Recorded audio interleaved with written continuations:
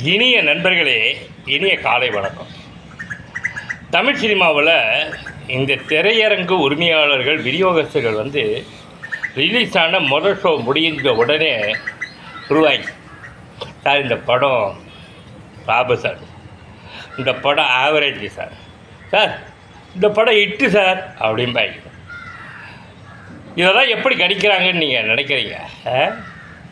அவங்க என்ன பண்ணுவாங்க, இந்த ஆப்ரேட்டர் ரூமுக்கு பக்கத்தில் இல்லை பால்கனின்னு ஒரு இடம் இருக்கும் மேலே. அவங்க சினிமாவே பார்க்க மாட்டாங்க, அங்கே உட்காந்துப்பாங்க. உட்காந்துக்கிட்டு இந்த முதல் ஷோ புதுப்படம் ரிலீஸ் மட்டும் அந்த 2 மணி நேரம் மட்டும் அப்படியே மேலேருந்து அப்படியே வாட்ச் பண்ணுவாங்க பப்ளிக்கோட ரியாக்ஷன்.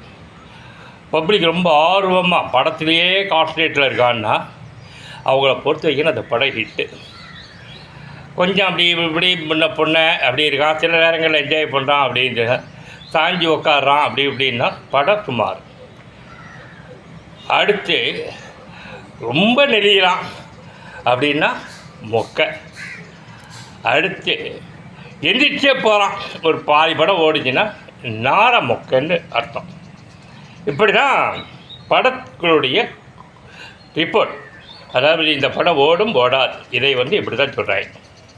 இப்போ இந்த விடாமுயற்சி இப்போ இருக்கிற காலகட்டம், நான் சொல்கிறது அப்போலேருந்தே இப்போவும் அதே தான், ஒரே மாதிரியான சைக்கலாஜிக்கல் தான்.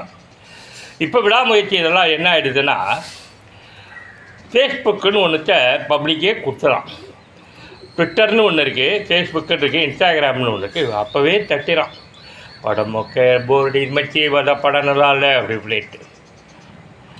இப்போது அவர்கள் செய்ய வேண்டிய வேலையை டெக்னாலஜி சொல்லிடுது பப்ளிக், படம் சரியில்லை சுமாருன்ட்டு.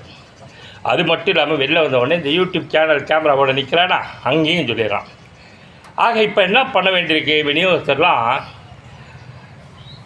படம் எடுத்தவன் அவனே ஒரு 50 பேரை ஃப்ரீ டிக்கெட் கொடுத்து உள்ளே உட்கார வச்சு, டே கொஞ்சம் கை தட்டுங்கடா, டே காசு கொடுத்துருக்கேன், பாப்பான் செலவுகள்லாம் கொடுத்துருக்கேன், கொஞ்சம் சரிங்கடான்னு சொல்லிட்டு முதல் ஷோலையும் 2 ஷோக்கும் நடிக்க ஆர்டிஸ்ட் வைக்கிறாங்க. இப்போலாம் தேட்டருக்குள்ளே அவங்க போய் செவ்வனை செய்கிறாங்க. முக்கியமான தேட்டர், சென்னையில் இருக்கிற தேட்டருக்கு மதுரைக்கு சொல்லிடுவாங்க. மதுரையில் ஆர்டிஸ்ட் ரெடி பண்ணிட்டேன், ஒரு 50 டிக்கெட்டுக்கு ரெடி பண்ணிட்டேன்னுவாங்க. மதுரை, கோயம்புத்தூர், திருச்சி, இப்படி மெயின் டவுன்லலாம்.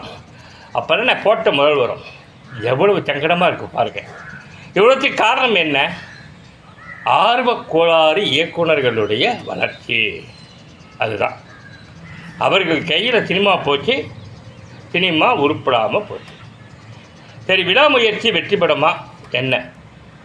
நான் கேட்டதில் ஹிட்டு கிடையாது. அதுக்கு